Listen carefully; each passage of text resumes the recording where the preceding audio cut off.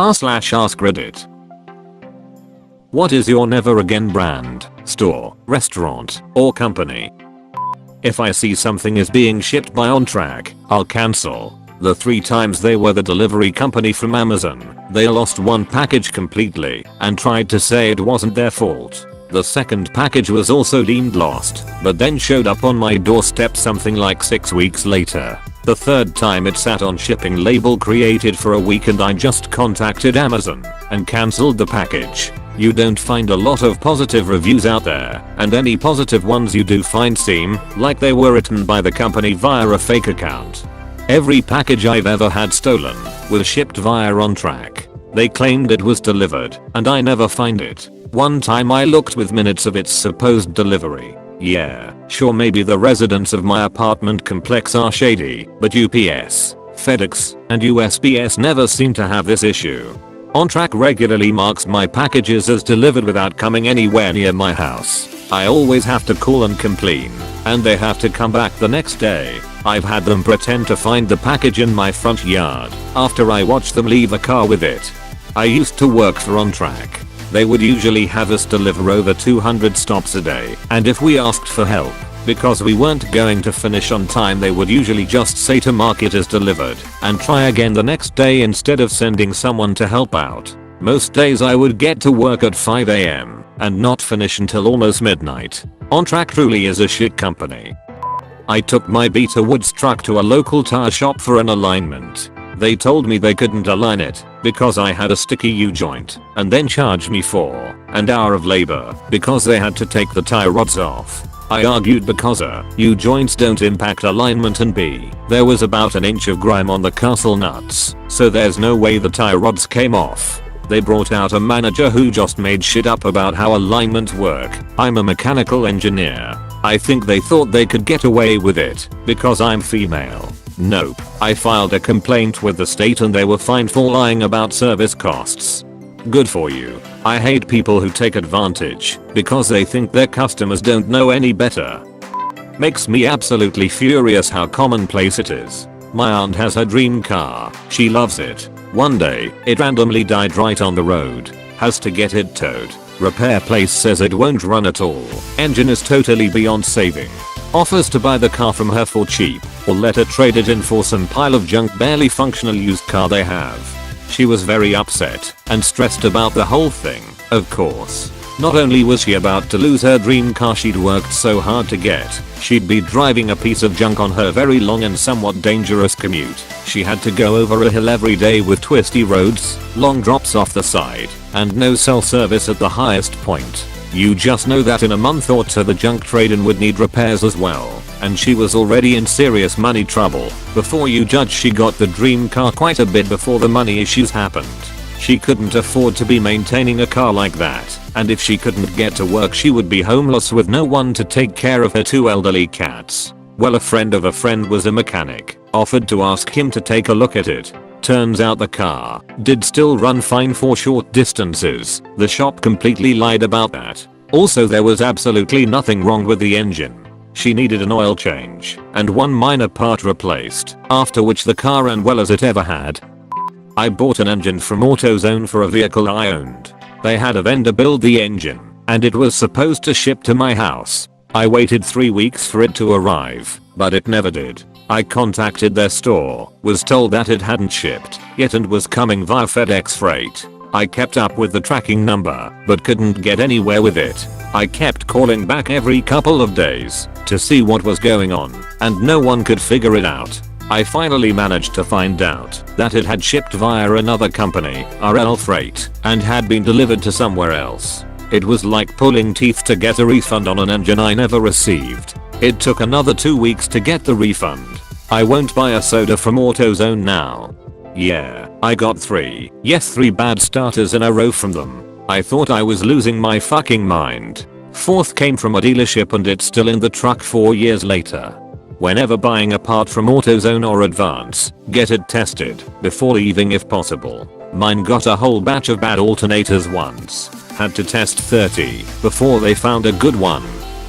A bar I went to on my 25th birthday. I got there first and opened a tab to get my first couple of drinks before my friends showed up and started buying for me. At the end of the night I went to get my bill, which should have been under $20. Instead, I got a single piece of paper with a total of $85. It did not come with an itemized slip.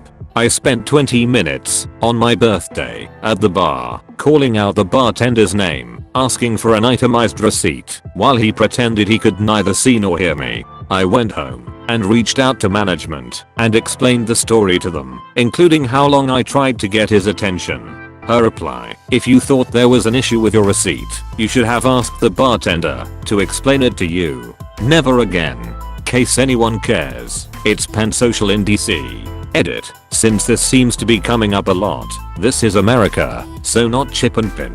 They won't serve you unless they first swipe your credit card. I could not simply leave without paying. It was going to be charged to me no matter what. My experience with disputing charges is that it's not super convenient, so I was really hoping to be able to deal with this at the bar without having to do that. So please don't be one of the 337 people who have told me I would have just left. Chili's. I don't know how this even happens, but I was served fried chicken that was cold and literally had ice on it. Well, it's not called warm as dude. Burger King did this shit to my family when we ordered dinner once, except it was fries. The middle was ice cold and still had that grainy texture. I think that was the only time in my life I've ever complained to a manager. Frontier Internet. They're one of the shittiest ISPs I've ever had. I will never go back, no matter how cheap it is. Okay, so we have your internet hooked up. Wait, I only get 1 megabits per second for $60 a month. Up to, the speeds are up to 30 megabits per second. So I had 4 no-show installations and took off 5 days of work for 1 megabits per second internet. Yeah, I guess so. This is a true story that happened in a small Midwest town approximately 3 years ago. It's ludicrous that internet providers are allowed to refer to their internet speeds like this.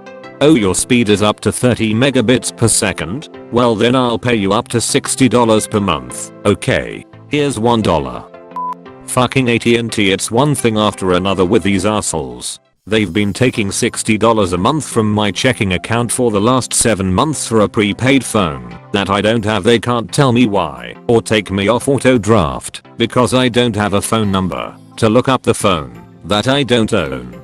Just spent almost an hour at the bank trying to dispute this shit. It's just the most recent in a long list of fuckery caused by AT&T. Those twats. Panera. They raised prices and shrank their portions a while ago. Not worth it anymore. Yeah, I love their mac and cheese. I used to stop in after a bad day at work, but I can't justify it anymore, especially with a drink. About $13. Dunkin' Donuts, for the same reasons, shrunk their donuts 3 times now, and the price has gone up. It's just Dunkin' now. Even the name got smaller. Spirit Airlines. Never again. Fuck them. Flight from Vegas got cancelled. They don't even bother trying to put you on another flight. Not only that, you have to pay extra for the next flight available. I told them they can go fuck themselves and I want a refund. The customer service person told me he can refund me Spirit credit. That's when I lost it. After enough bitching, he gave me my money back to my credit card and I bought a flight on Delta. 1-800-Flowers. Fuck them. They waited several days after I placed an order for Mother's Day to tell me that they wouldn't be able to fulfill the order. They waited until the day before, putting me in a bad position. Now I Google my mom's zip, add flowers and have a few choices. I call the local shops directly and 1-800-Flowers is cut out of the process. Same. Local florists are the only way to go. Also 1-800-Flowers never unsubscribes you from their cavalcade of marketing shit. My sister sent my mother some flowers for her birthday and luckily my mom sent us a picture of the bouquet. Thanks so much for the flowers. They look nice, but it was not what was advertised. There were supposed to be some gerbera daisies, and it was bullshit carnations. My sister knows her flowers, so she knows the difference. I get some things are hard to come by during certain seasons, but to just swap them in and not say anything is wrong. Tim Hortons. Quality is gone. They no longer have in-store bakeries. The coffee blend is god awful. The menu is huge. The speed of service is horrible and the way the owners are treated by the franchise is just disgusting. They need to stop trying to do everything and get back to focusing on what made them great. TurboTax. Did my return. Got a notice that my e-file needed to be corrected. Logged back in to fix it and my return wasn't there anymore. 6 hours on the phone with 3 tiers of tech support, each one trying exactly the same thing. Finally they were just trying random shit.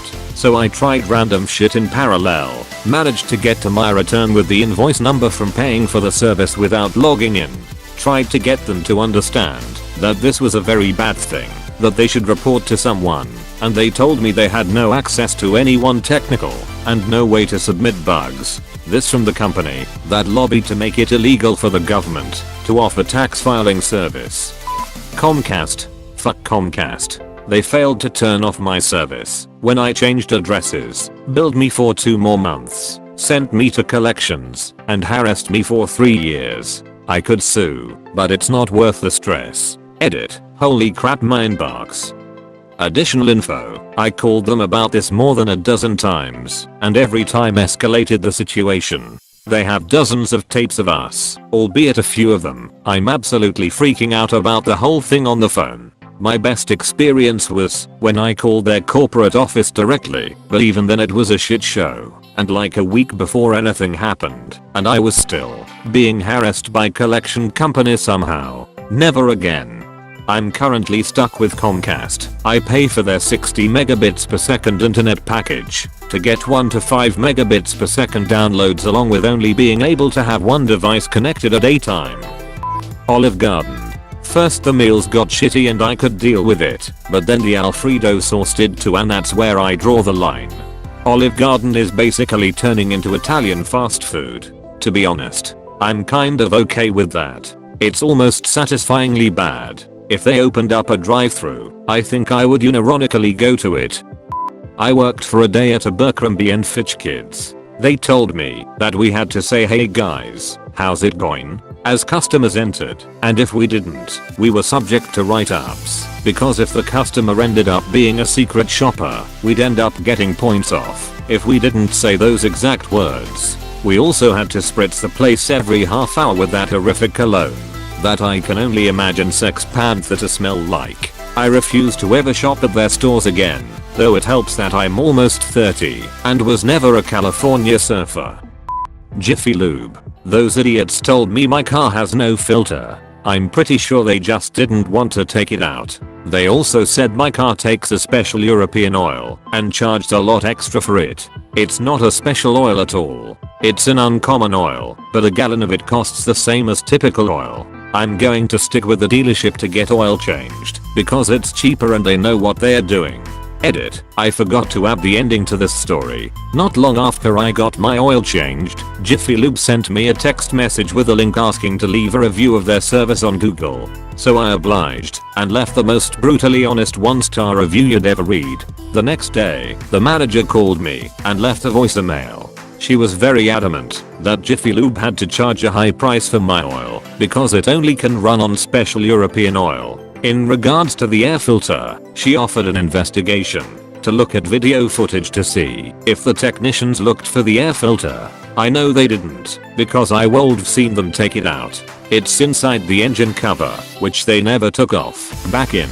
I seriously don't know how Jiffy Lube is still in business. I hear nothing but bad things about them. In my own experience, you never get the advertised special. There's always something about your car that makes it need more oil or more expensive oil, or whatever. I guess we are both just lucky that they remembered to put the drain plug back in. Share your experience or story in the comments section below. If you have a suggestion for our next video, also leave a comment. Don't forget to share the video, leave a like, comment, and subscribe for more funny, scary, or interesting top posts on Reddit. Thanks for watching. Until next time, peace out.